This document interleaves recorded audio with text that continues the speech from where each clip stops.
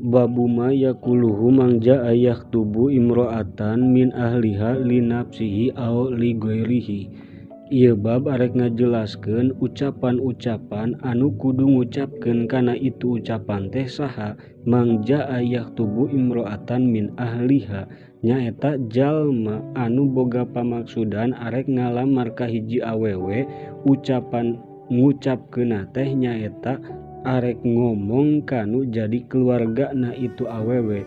Li nafsihi aw li ghairihi ngalamarna mah pikeun dirina atawa pangalamarkeun batur. Yustahabu ayabda'a al-khotibu bilhamdi lillahi wa sana'i alaihi.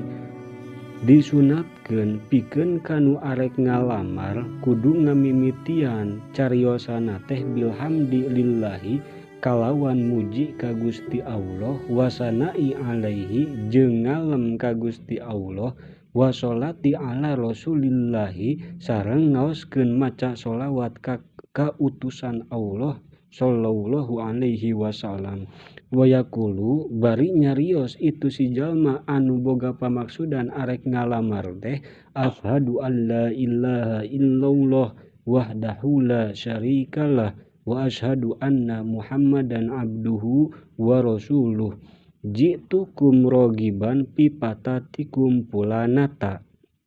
Teras eta nu arek ngalamar teh nyarios kieu, ji'tukum rogiban dongkapna abdi kanu jadi keluarga awewe teh, dongkapna abdi ka bapa ibu sadayana teu aya maksad. Rogiban tingkahna mika cinta, tingkahna bogoh, pipatatikum kanu jadi anak